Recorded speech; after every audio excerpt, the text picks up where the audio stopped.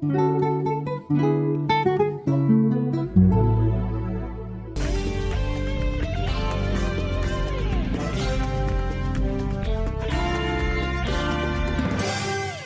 martes 22 de julio se realizó el tercer panel de la tercera temporada de los Diálogos Culturales de Invierno.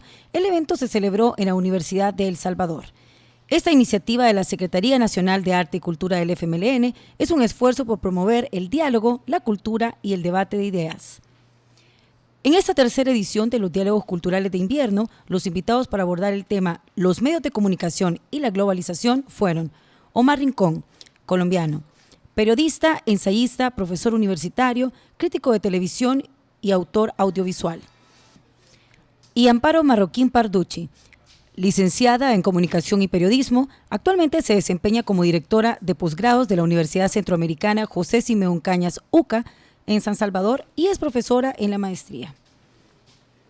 Wilfredo Cepeda, director de Canal Gente V y fundador de la radio Farabundo Martí, dio la introducción sobre la situación de los medios en El Salvador, momentos claves que han cambiado la dinámica mediática y cómo los diversos sectores del país estuvieron inmersos en un conjunto de procesos políticos, sociales y económicos que marcaron una historia y una nueva etapa que culminó con la firma de los acuerdos de paz.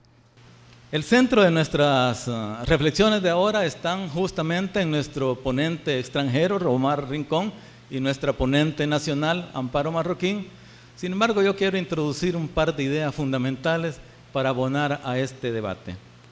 Primero, quiero dejar planteada la idea de que vivimos en El Salvador un periodo histórico de cambios, un periodo histórico como fruto de las luchas populares y cuya génesis pues se remonta a los años del 1960, a finales de esa década, y que como un proceso continuo y sostenido ha logrado desarrollar nuevos saltos de calidad en esta lucha popular. Así, en la década de 1970, pues las luchas político-militares dieron un avance y en la década de 1980, en la Guerra Civil, todo este conjunto de procesos organizativos y de lucha culminaron con la firma de los acuerdos de paz. Terminaron también con el fin de la dictadura militar y dieron inicio a una nueva etapa que abre la democratización en el país. Este es como el contexto histórico en el cual, digamos, el proceso político, social e histórico de El Salvador ha llevado a un proceso de cambio. Y es justamente en este marco, mediante la lucha político-electoral, que el pueblo salvadoreño conquista nuevos espacios de poder en las estructuras del Estado, en un proceso ascendente que llevó a ganar la presidencia de la República en el año 2009 y a reiterar ese triunfo en el año de 2014 con el profesor Salvador Sánchez Serén como presidente de la República, abriendo así una nueva y superior etapa para profundizar los cambios. Esta obra transformadora de la sociedad es el fruto de un proceso histórico de lucha. Y es un proceso que no obedece al capricho o voluntad de persona alguna, sino que es fruto de la necesidad y de la voluntad de un pueblo, que se ha ganado un sitio respetable en la historia, un pueblo que se ha ganado el derecho a existir, a desarrollarse y a avanzar. Sin embargo, en este contexto hay fuerzas y amenazas que enfrentar, particularmente en el campo de las comunicaciones y en el campo de la cultura. Y en este sentido es que cito a Ignacio Ramonet, a quien tuvimos la semana pasada en estos diálogos, quien nos advierte de qué manera en el sistema mediático hegemónico la información funciona como una mercancía, según las leyes de la oferta y la demanda, y no según las leyes de la comunicación y la información. Y señala a la vez Ramonet que el poder mediático funciona como el aparato ideológico de la globalización. Y reitera además que en la jerarquización de los poderes hoy en día, en el marco de la globalización, el poder financiero y el poder mediático dominan al poder político, llevándolo a una tercera jerarquía, al poder político frente al poder financiero y frente al poder mediático. Mario Vargas Llosa, en una de sus obras, La civilización del espectáculo, nos advierte también acerca del empobrecimiento de las ideas como fuerza motora de la vida cultural y sentencia que la civilización del espectáculo es cruel, pues los espectadores no tienen memoria y por esto tampoco tienen remordimiento ni verdadera conciencia. Algo de esto nos está pasando hoy en día con los dramáticos sucesos que ocurren en Palestina frente a cierta indiferencia de la comunidad internacional. Wilfredo Cepeda mencionó que hay nuevas luchas y, citando a Ignacio Ramonet, recordó que ahora la información funciona como mercancía y el poder mediático funciona como el aparato ideológico de la globalización.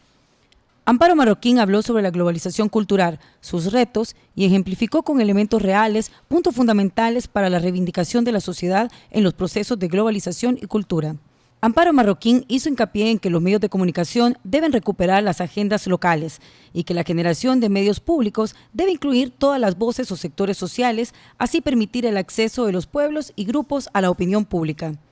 Y eso lo decía alguien en el Facebook de la Secretaría de Cultura cuando anunciaban este tema. Decía, bueno, pero ¿de qué están hablando ustedes cuando están hablando de medios de comunicación? ¿Están hablando de radios comunitarias, de periódicos de circulación nacional, de CNN, de panfletos? ¿De qué se está hablando? ¿Del imperio Murdoch, de Google? ¿De qué estamos hablando cuando hablamos de medios de comunicación? Y bueno, por el momento estas palabras parecen habitadas por la ubicuidad, por la ambigüedad, y podríamos pasar horas discutiendo esto, hacer extensa una bibliografía, añadir análisis. Digamos que como estamos acá en la universidad, nosotros podríamos hasta proponer, no sé, algo así como un doctorado en medios de comunicación, globalización y cultura, ¿no? Pero si nos ponemos light, como nos decía ayer Omar Rincón en Canal 10, si nos ponemos light, a lo mejor lo que podríamos es hacer un reality show sobre la globalización y los medios y poner en una isla a todos los magnates de los medios de comunicación, digamos. Entonces, claro, la pregunta ahí sería, ¿por quién votaríamos para sacar primero si tenemos en una sola isla a Emilio Azcárraga de Televisa, a Bonifacio de Oliveira de Rede Globo, con Rupert Murdoch de News Corporation, con Bill Gates y con Zuckerberg de Facebook en una sola isla? ¿A quién sacamos primero? Digamos, no quiero saber a quién sacamos primero, pero lo que quiero es dejar anunciado algo que seguramente Omar va a elaborar un poco más, y es que a veces el problema sobre lo que pensamos no está tanto en el formato.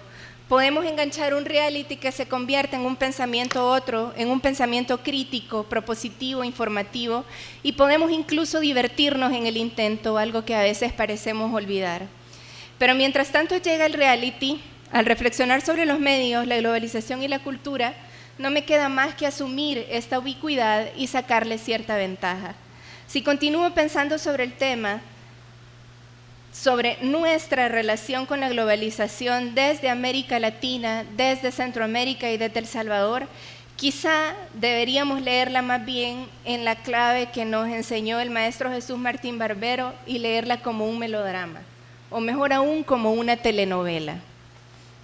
Y entonces tendríamos que contar esa historia de amor y desamor que ha sido en muchos momentos esta relación de los medios de comunicación, las masas, la globalización, y que incluiría capítulos tenebrosos con la firma de terribles tratados comerciales y grupos transnacionales avasalladores que nos enamoran una y otra vez, aunque sepamos que finalmente se irán con otras o con otros. La última encuesta de juventudes que se hizo en Flaxo acá en 2011 nos decía que en las zonas rurales acá en el país, 3 de cada 10 jóvenes del área rural conocen a su pareja a través de internet, lo cual ya es bastante y es un dato importante, digamos. Vamos a una sociedad donde al estar conectados o desconectados se juega algo más que el consumo light, se juegan las posibilidades de reconocimiento y de construcción de comunidad. Y en el centro de esa disputa se encuentran los medios de comunicación en un país como el nuestro, que desde hace ya varios años tiene registrados más celulares que personas. Ustedes saben que nosotros tenemos 122 celulares registrados por cada 100 personas. La última historia es una historia global. En su libro Cultura Mainstream, uno de los nuevos textos obligados para entender la relación que se mueve entre medios y cultura, El francés Frédéric Martel cuenta que de las muchas entrevistas que hizo para poder escribir este libro. Y cuando nos cuenta, él habla del soft power. Él dice que, digamos, es una categoría muy similar a la que Gramsci trabajaba al hablar de hegemonía. Pero Martel nos dice que entre los ejecutivos de los medios y entre los nuevos gestores culturales de países emergentes, el soft power se ha puesto muy de moda. En Asia, en América Latina, en Oriente Medio y en África, el crecimiento progresivo de potentes industrias de la producción audiovisual y de la información plantea nuevos interrogantes que desbordan los esquemas antiguos.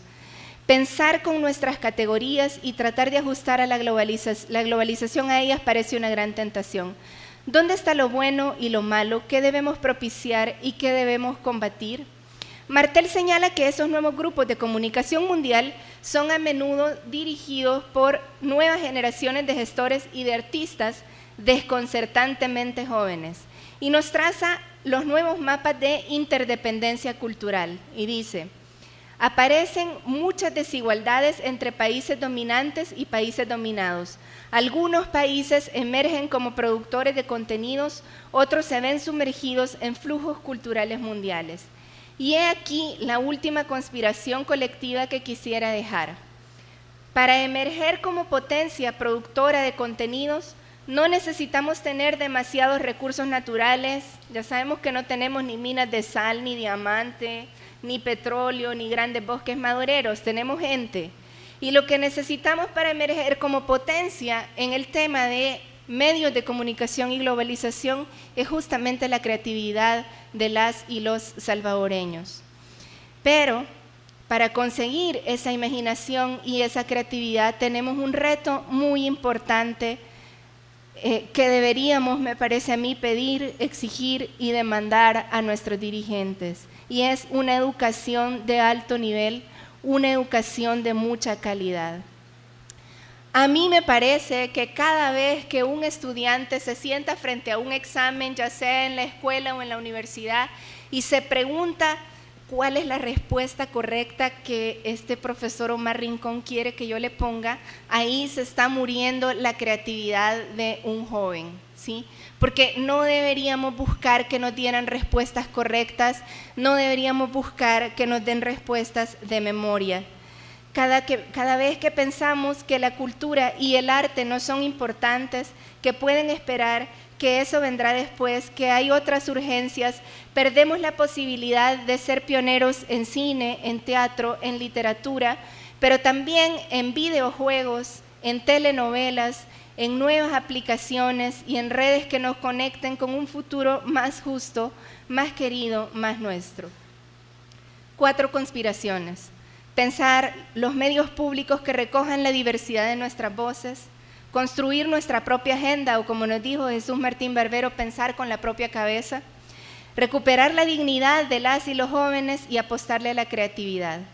Pero si este camino lo hacemos en colectivo, seguramente ustedes tendrán ya otras distintas y mucho más luminosas conspiraciones que pueden proponer y que podemos construir en comunidad, porque al final, para ponerme un poquito global y universal, como dijo Antonio Machado, todo lo que sabemos, lo sabemos entre todos. Al final, todos somos más parecidos de lo que pensamos, como dijo Roque Dalton, para ponerme local, que es lo más global que tenemos. Yo, como tú, amo el amor, la vida, el dulce encanto de las cosas, el paisaje celeste de los días de enero. También mi sangre bulle y río por los ojos que han conocido el brote de las lágrimas. Muchas gracias.